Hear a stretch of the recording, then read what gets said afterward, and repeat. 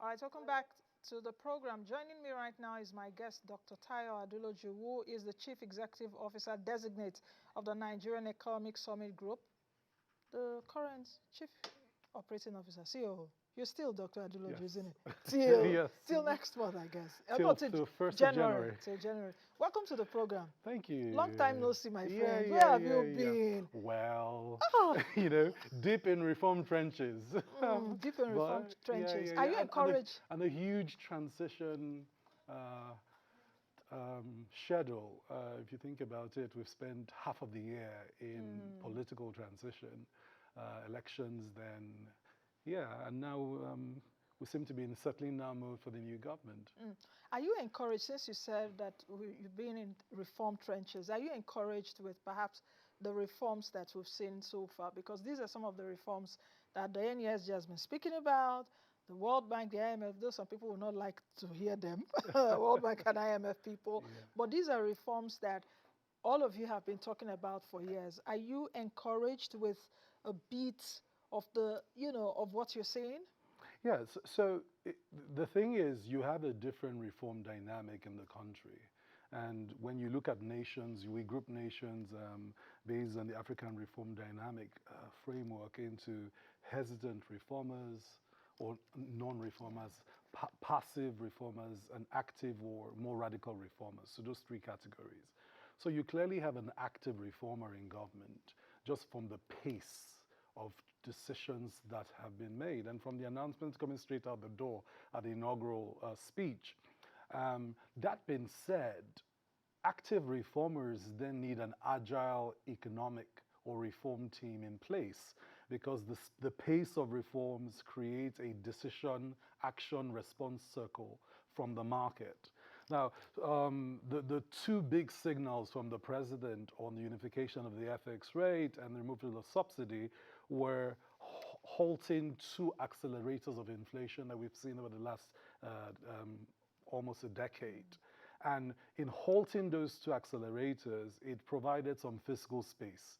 But of course, that's not all the story. The story is that there are other accelerators of inflation that have continued to go unabated, and they need more reforms in place to sort them out. So we were happy with those two choices in terms of the broad macroeconomic signaling.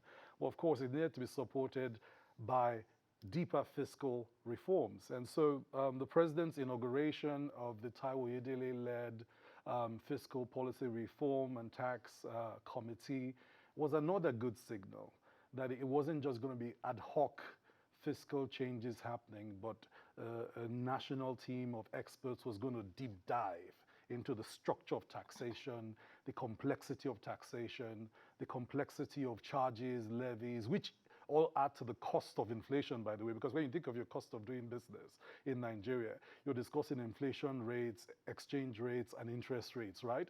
So the way to think about some of that is that on the fiscal side, he now has this committee that is now thinking through the actual reforms that change the structure of costs. That's an important thing to look at.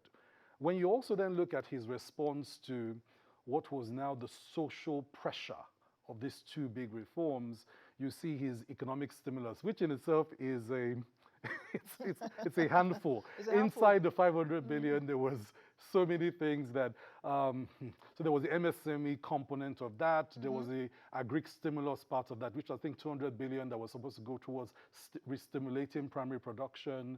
I think 75 billion for manufacturers, etc. But guess what? What you notice with those reforms in the stimulus is that traditionally this should have been interventions that could have been led by public financial institutions if they were stronger and more efficient. Like the BOIs, like the BOAs, the microfinance banks. Those interventions did not need to go as a separate stimulus. And this is a big lesson for Nigeria. If we do not strengthen our public financial institutions, when we are in crisis, we will then need this ad hoc system of deploying interventions. So if you think of most of the interventions could have been deployed through stronger institutions. But unfortunately, it seems as if the way it went is going to be what we call palliatives should have actually gone as stronger economic stimulus interventions through I think BOI and the Development Bank of Nigeria, NASL, Bank of Agriculture, etc. But as you know, many of these institutions are not as strong as we would hope they will be. The last thing to think about the president's reforms is that he's announced his 8-point agenda, or 8 priorities as they've called it. And you know, the 8 priorities, they generally point to the national problematic. So anyone that looks at it say, yeah, okay, jobs and economic growth, yes. Inclusivity of everyone, especially skills and young people, definitely yes. Security, yes. You know, so if you walk through the list, you get a sense that they tick generally the right boxes in the problematic. I guess the question now is, when we see the detailed economic agenda, because that's something we have not seen. We've seen the president's manifesto. How about the policy document from some of the people working with him that put it together some time ago? Yeah. So I think that was an unofficial document. The president's official document in terms of economic, this 8-point agenda? 8-point agenda has to be shared with citizens properly, with details of strategy, targets. And I think the coordinating minister for the economy and minister of finance did say that we will see that more nuanced, detailed document with targets, strategies. And I think until we see that, we are left guessing as to the structure of reforms, the sequence of reforms, and also the big elephant in the room the last 8 years, economic coordination of fiscal, monetary, trade, and sectoral policy. Doctor, you've in like 5 minutes or 3 minutes taking me around. But I'm going to chase you. Of course, you've raised a lot of issues, so let's take them one by one. But before we come to that, the president is even currently in the United States attending UNGA. Before then, we saw him in India, and we saw a lot of investment pledges announcement, $14 billion from different companies in India pledging to bring in investments into the country. On Wednesday, he rang the bell at NASDAQ. Of course, we know NASDAQ. Those guys that he's trying to cut are listed there, the tech-heavy companies.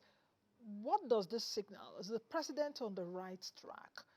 That's one. Then B, another thing we were talking about just before you came in was that, okay, they are all traveling and this is a time to settle down.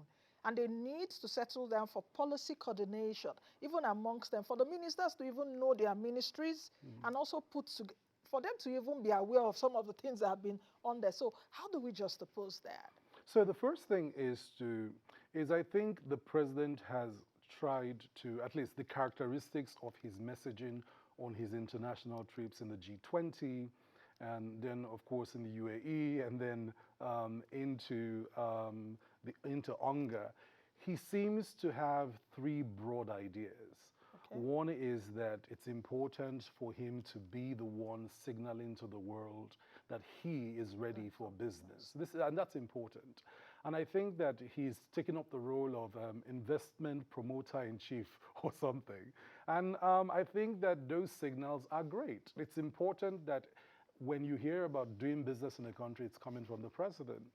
It's also interesting to see that he went into India thinking of some pipelines that he could actually land as either EOIs or pledges, the 14 billion we saw. And if you disaggregate that 14 billion, they're very interesting sectors. They're going into infrastructure, energy, and some of the sectors that we need to see investments go in to fire the economy. Because it's not just important to bring investments into Nigeria. It's important to bring investment into infrastructure, because one of the things we must see happen in the sequence of investment promotion is that capital flows into investments in infrastructure that drive higher grade infrastructure will reduce the cost of doing business. It will increase the competitiveness of the markets. It will build efficiencies, and those efficiencies will drive growth and productivity.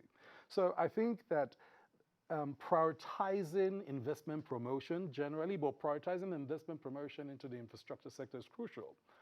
But to be able to do that successfully, we must at home decouple decades-long binding constraints for investment in infrastructure. For example, the seaport reforms still do not have a ports and harbor reform law that everyone has muted will have come into place for over 10 years. Rail is still in old binding constraints, and it hinders investment in rail.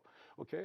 And so some of these sectors that could be drivers of really huge FDI flows need to be uncoupled in terms of legal, regulatory bottlenecks that hinder investments in those sectors in the first place. That takes us to how the president may perceive his national assets. So we're getting signaling that a national assets management strategy is in the loop to rethink assets of the country that are firing at low productivity. Because when you look at the country in terms of its balance sheet, you look at your assets and your liabilities, and what is happening is that if you have runaway liabilities and your assets are not performing, then generally you're not going to do well. Now, NASDAQ signaling is a great signaling this week, but guess what? NASDAQ type investors will invest in bankable assets that can perform in the market. And so it's not enough to have an NNPC Limited or a NICOMSAT Limited or any other Nigerian Limited. We must make these companies ready for the market. And to make them ready for the market, they must go through market readiness processes and transformation, just like the Saudis did with their big Aramco and some other of their big assets. So I think asset optimization seems to be at least where the government's head is. I think the president's signaling out there is ready for business will mount pressure on his reform team at home to get assets ready for business. Because it's one thing to say investors should come, but if they come and meet this age-long regulatory, sometimes legislative binding constraints in these big sectors that could attract money. I mean, Nigeria has a $3 trillion infrastructure stock, and 80% of it is bankable. But almost 70% of the 80% is hooked. It's tied to huge policy, regulatory, legislative constraints. And uncoupling that has to happen quickly. And so we think that this whole idea of a national asset strategy under the National Assets Register is a big way to look at it. But on the liability side, we also have to think of being a responsible sovereign that pays our bills and our debts. And so I think the other signal that we need to see from the government is, one, as we discussed with JP Morgan, the IMF, the World Bank, we must come across as a country that is thinking of how to pay our debts, how to proactively maybe restructure our debts, but to come to the table as a more proactive reformer that is thinking through its fiscal space in a way that can be productive and competitive for the country. The president's team that you've seen now, at least we have close to, at least in the executive, we have close to either 70–80% of his team made up, apart from now the central bank nominee or nominees that would, opt for confirmation. This team, is your group encouraged and comfortable with this group of people? Are they the people that will take us to our desired end? And let me situate it to this part. We saw that Nigeria grew most from 2001 to 2010. And we were touted at that time that we were one of the fastest growing in the world in terms of our economy. Yet we've seen our macro fiscal indicators that have nosedived over the years, and successive governments have not really lifted us out of that quagmire. So how do you see this team in the context of what I've painted? Is this, what do they call them in football? Perhaps is this the start team, not even the second 11? Is this the dream team? Yes, is this the dream team? Yeah. So is this the dream team? Tricky question. So, one of the problems of technocrats is if you leave a technocrat to pick a team for Nigeria, we'll pick a very different team, right? And so, I understand what you're saying. I have personal choices that I've picked to be on the team, for example, just based on competence, exposure, etc.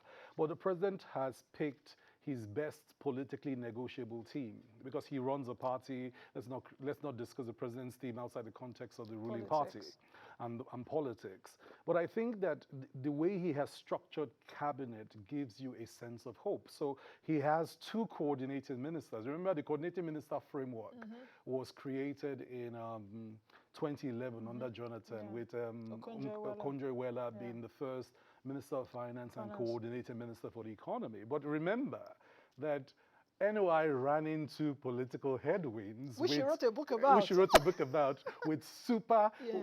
while she was coordinating minister, there were other super ministers who in the orbit of presidential power made her work very difficult.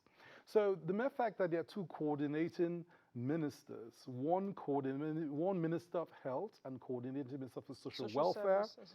and another minister of finance and coordinating minister for economy, gives a sense that the president is thinking of the two big orbits of development outcomes he might want to deliver, one on economic outcomes and one of social development outcomes. That's good to see. And that he has put in these two roles maybe what experts would say are two very renowned experts that are well respected in their fields.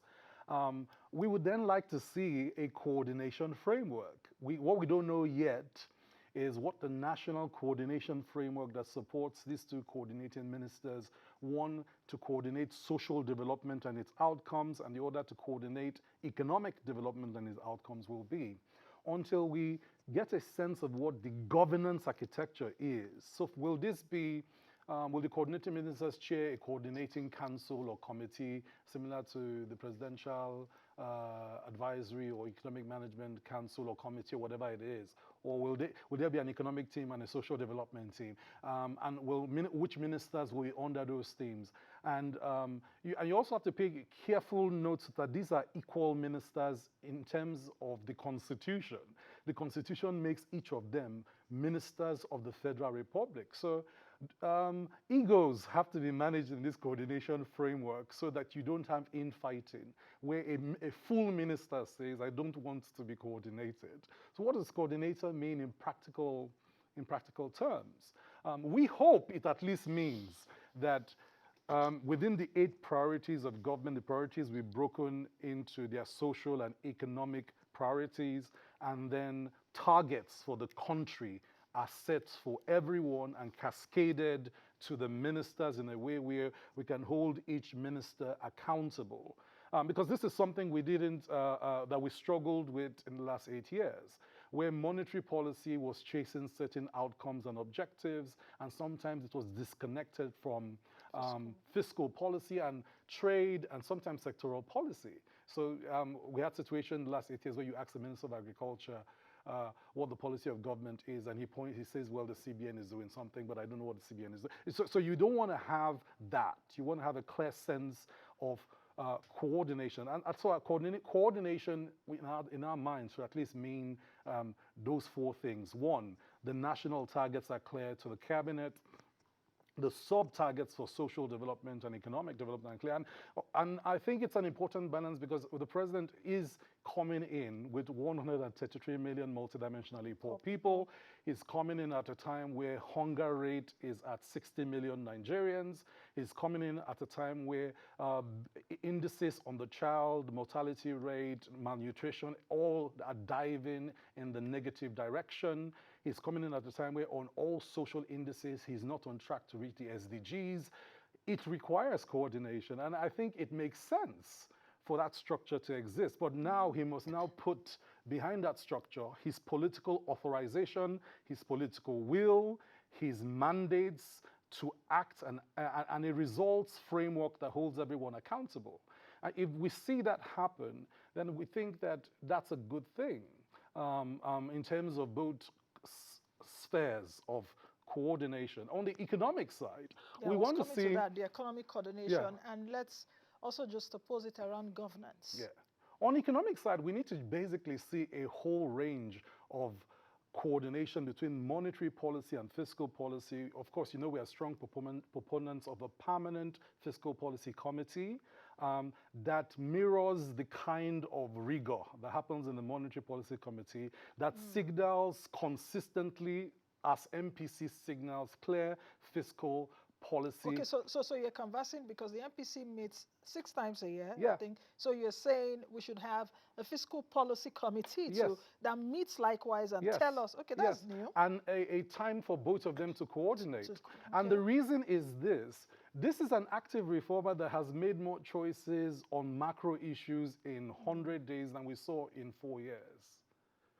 right? So the pace of the decisions requires feedback.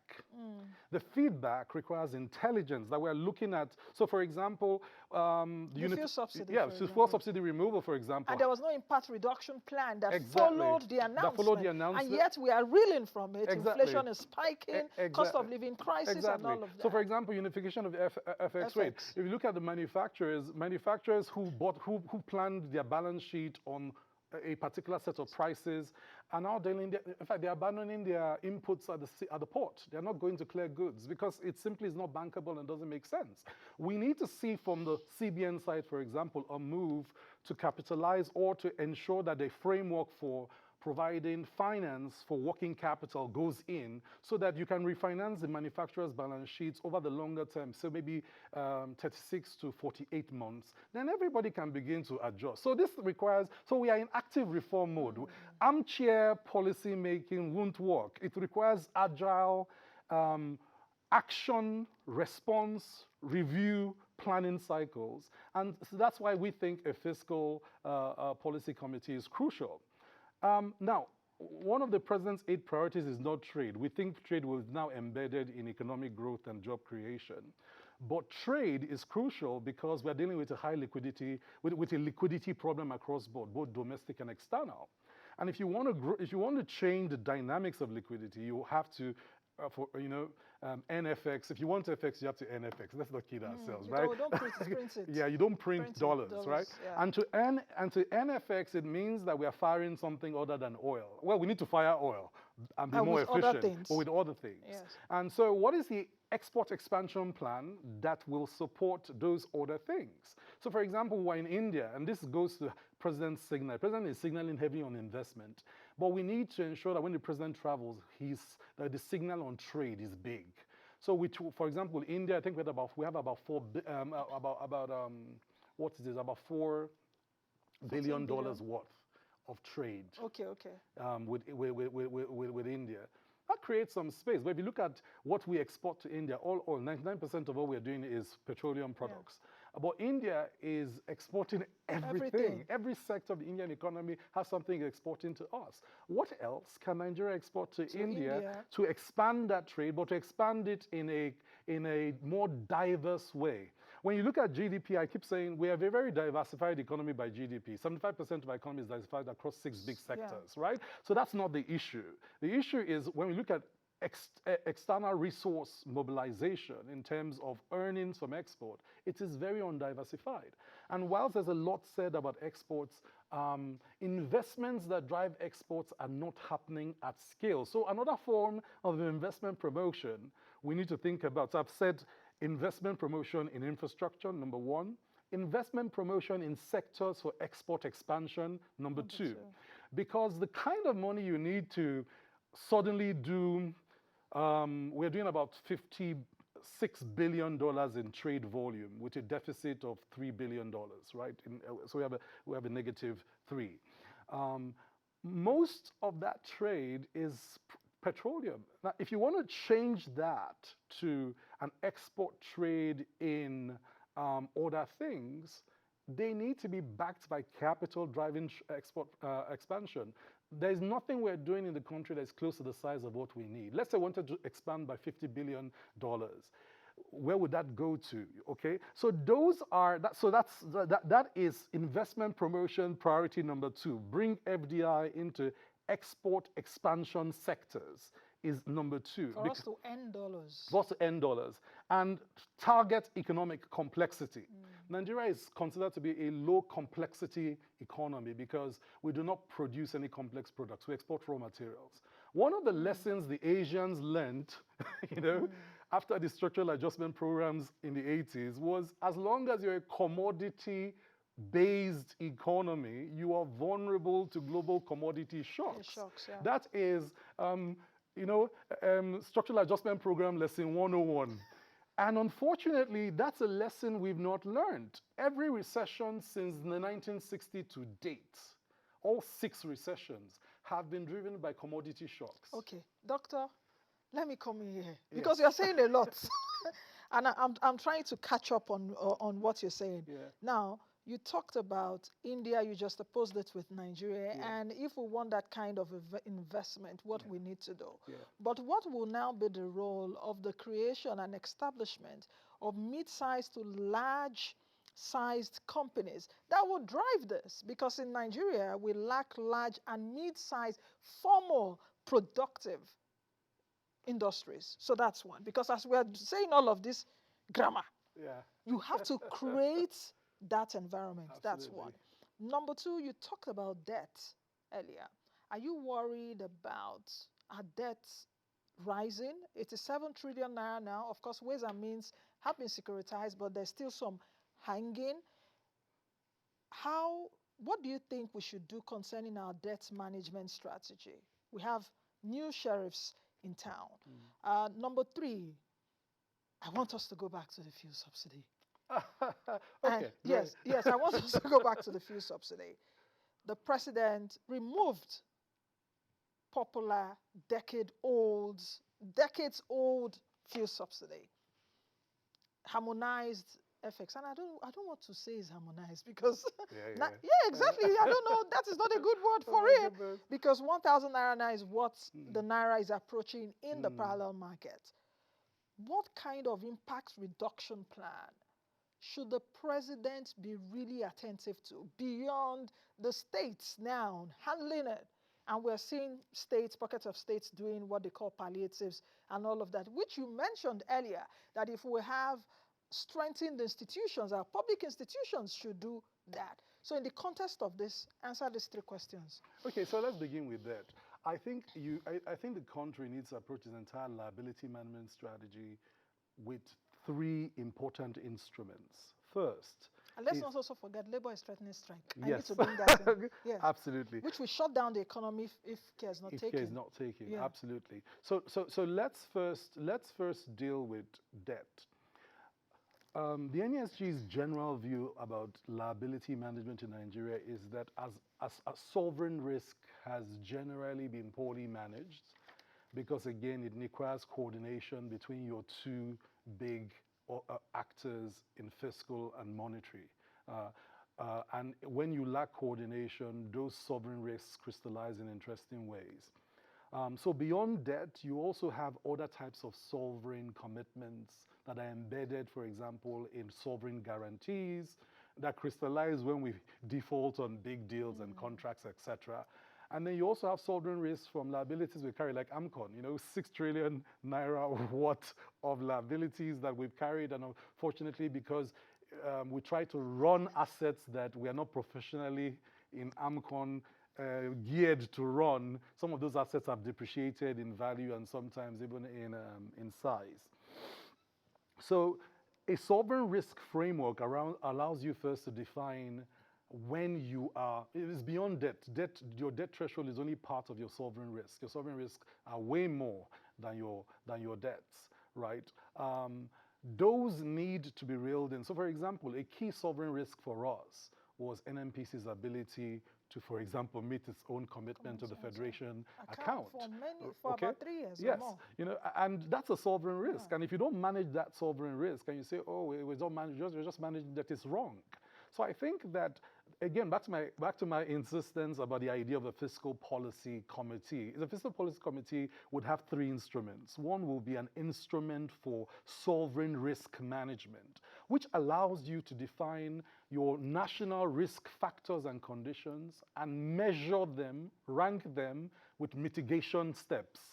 This is not simply ad hoc. This is you saying, okay, AMCON is 6 trillion worth of liabilities, we will reduce it to 1.5 in 1 year. It's also saying what are the debts likely to crystallize? Are we ready to pay? If not, what are the proactive steps we must have with our lenders to ensure that we don't default before we act? It also includes bilateral agreements that are at risk. So for example, you look at the UAE compensation is a bilateral risk where simply repatriation of funds, which is within a bilateral agreement in the BASA with Emirates, has triggered defaults, but not just with them, with others. These cannot be managed by the Minister of Finance alone. There's the Minister of Finance, the central bank governor, and a team looking at them not as standalone, but together. again, like I said, that did not happen. So we ended up in all this ad hoc crazy where the crisis is crystallizing and then all of us are running around. And then the second thing is to decide which tools will pursue what, right? In the last 8 years, the government, in the government's wisdom, it felt the most efficient pursuit of infrastructure was through the sukuk. And it worked. But as the only instrument of infrastructure development, it was painfully insufficient, right? Because infrastructure just needed more.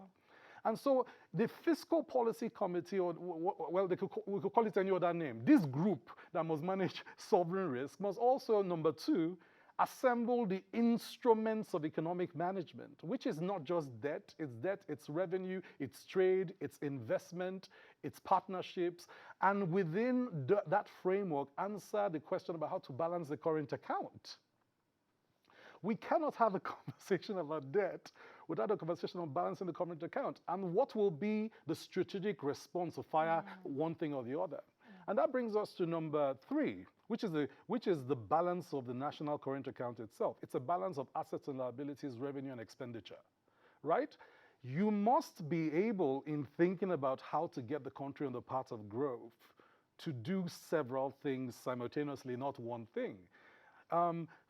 Flying an economy is like flying a complex supersonic jet. It's not one indicator that the pilot is looking at. It's 100 set of indicators. And by the way, whenever we say this to economic managers, some people say, oh, Lord, give us a simple 2 or 3 indicators to look at. No, unfortunately, managing a modern economy is not 2 or 3 indicators. It is a complex set of indicators that we must keep our eyes on across board to drive growth. So it should be more than the macroeconomic indicators, yes, traditional macroeconomic absolutely. So those traditional macroeconomic indicators should also lead to social development indicators that will give us the outcomes we must pay attention to. And then that goes to your national data accountability framework. What data is feeding in to the economic management team? What data are they looking at and why? Because the motivation for economic data is that it must either answer analysis, it must evaluate, it must describe, it must predict. And in doing so, it gives the policymaker the tools to make choices and then get feedback. Because when you make choices, something will happen. Every action triggers an equal and opposite reaction. Okay, Doctor. Now, just before, because I want to answer your question before I take the different direction. Because I'm looking at our time. So if you look at national data, for example, the MBS just released a data set that said 4.1% is the unemployment rate in Nigeria. And what it did was it changed the methodology. Now, the methodology might have been inherently coherent, something in methodology we call internal validity. In other words, when you put the numbers and you calculate it, it's correct. But when you put that data set beside other national data points, it lacks external validity. And the rule in cognitive success for manipulating statistical data is it must pass internal validity and external validity. So when you put that data set behind poverty numbers, behind inflation, behind per capita income, it then shows that you've created a whole population of working poor, a whole population of underemployed. So except we're now describing it as underemployed poor, underemployed extremely poor. So the question that the economic team must answer in mandating the NBS to produce data sets is what data sets must we see to manage the economy and its outcomes and the social impact? If that team can assemble these 3 sets of instruments, then I think they'll be on their way to explain to Nigerians. And then you then took us a subsidy. Yes. You then took us, so back to fuel subsidy. There was no way fuel subsidy removal would not trigger an acceleration in inflation. There was no way. And any of us that looked at those numbers and modeled for it will have told you so. The effect is it's at least a medium-term effect. Now, the question was whether the policies and the reforms and interventions to cushion the effect would come in on time and in a way where the transmission efficiency of the interventions would reach those it needs to reach. The answer to that is no. They didn't come in on time, and transmission efficiency in Nigeria historically on interventions has been very, very poor. So it goes back to strengthening institutions. So one of the things the coordinating minister for health and social welfare needs to think about is, how do I strengthen the capacity of social development institutions to transmit interventions in a way that the citizens at the bottom of the economic pyramid that need to feel it. Because they are multidimensionally poor. Yes. Access to health, Yes. access to toilets, access to water, access to cooking gas. So when you discuss multidimensional poverty, because the deprivations sit in several boxes, you simply are not discussing access to health. So somebody raises a question, a question about a child that is out of school, who is part of the economic actors in his family. So the child goes to farm before the child goes to school. Then you say to the parent, release the economic actor to go to school. The parent says, but why? there's farm to go to. Yeah. Now, when we start to act, because we now have a multidimensional poverty data set with multiple deprivations as indicators, we expect that this cabinet will use the data sets of multidimensional poverty that shows the multiple deprivations and their intersections to now design policies that have a sequence, a structure and a composition that eliminates the deprivations in clusters that work. So for example, maybe increasing capital, working capital for the smallholder farmer that has a child, frees the child to go to school, for example. And that may be slightly higher than before, but that makes sense. You know, issuing, for example, tokens for buses that pick children. And if you receive that token from a child who went to school that day, you could go cash your money back from somewhere. Could be a way to get kids who now are not going to school, about because 20 million. yeah, who are not going to school because they can't afford to go to school, back to school. And other incentives. So we have 28 million unregistered childbirths in Nigeria. But we are now doing palliatives. Link the palliatives to registration. You want palliatives? Okay, fine. But bring your child's birth certificate when you're coming. You don't have, well, here we will do it for you for free. We need to have intersections of some of these policies that make sense. And we need to pay attention to the experience of the man at the bottom of the pyramid, because he is hearing all this, you know, what we are speaking is proper Dogon Torinchi, you know, he's measuring, the daily earner is measuring policy by whether I earn more today, whether I can and eat the purchasing today, power of what I'm earning. Or the purchasing power of what I'm earning. Okay, doctor, we have 2 minutes. Oh, wow. I'm telling you. Already? Already. And it seems we're just getting into the conversation. But I can't let you go. And I don't know if we can do this again. But I can't let you go without asking. We are having a boom cycle for oil price. Yeah. And it's very painful that Nigeria, I think this is the first boom cycle of oil that Nigeria is not gaining anything from. How do we address that point? Then number two, I want you to bring in the issue of power, because there's nothing that can really go on. We're talking of investment, we're talking of this, we're talking of different policies, but all that would also thrive if we have good infrastructure around power. Of course, we know what is existing now and all of that. How do you think we can go within the context of also what the president has done, giving states the power? Okay, you guys can do across the value chain. Yeah. So very quickly. So two things quickly. Oil is a security problem. Oil theft is a security problem and must be treated as a national security problem with threat assessments, threat response, punitive measures, sanctions, and punishments. Under President Yar'Adua's government, basically what we did was that we deployed the Navy, we put chokes at entry and exit points across the 220 nautical miles, and in our 350 nautical miles, we increased patrols, we held people accountable, we arrested pirates, we arrested, we must get back to that.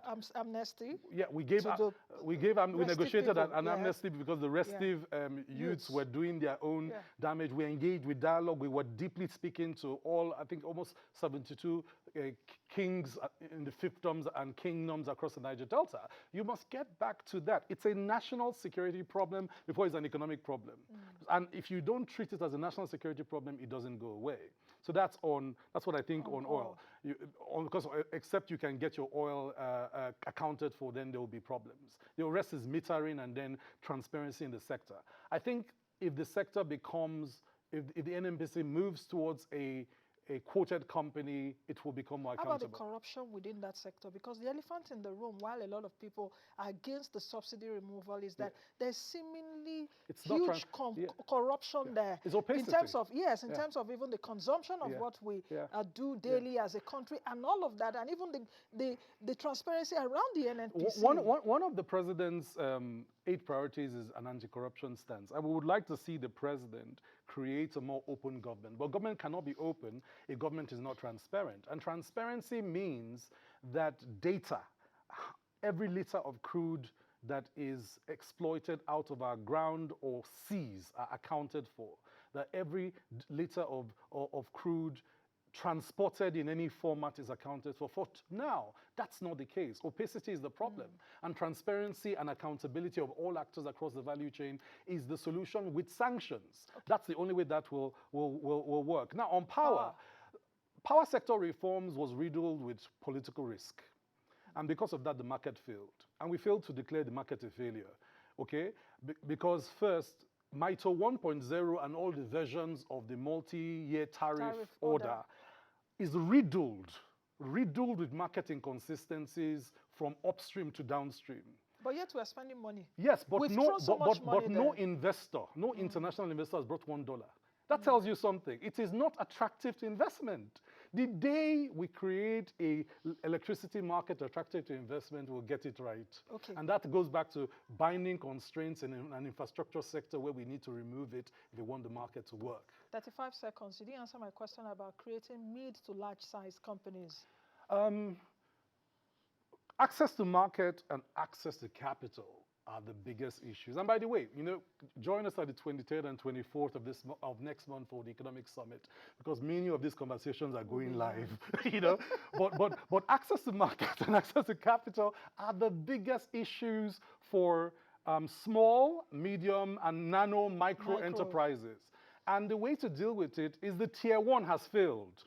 Everything that supports tier 1 cooperatives, informal sector, that moves them from informality to formality, cooperatives, smallholder farmer groups, self-help group, that entire segment continues to fail because we have failed to map informality and rurality of the Nigerian economy. Okay, I think we'll leave it at that because we have so many nano. How do we move them from even nano to small? The small, which are very, very minute. Credit incentives, credit incentives. Okay. And digitization of the financial services that goes to them. This gridlock of DFSs waiting for license of CBN, stopping mobile telephone companies from going into the credits is the issue. That's we can have that conversation another time. And I wanted to ask you of even the CBN management, what has been inspected in terms of inflation targeting and monetary policy.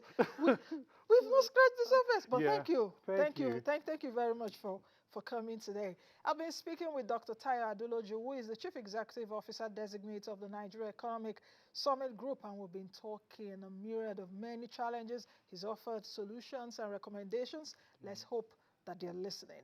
I will see you all again tomorrow, same time on this station. I am Nancy Naji. Be the best you can be and be the change that you want to see. Bye now.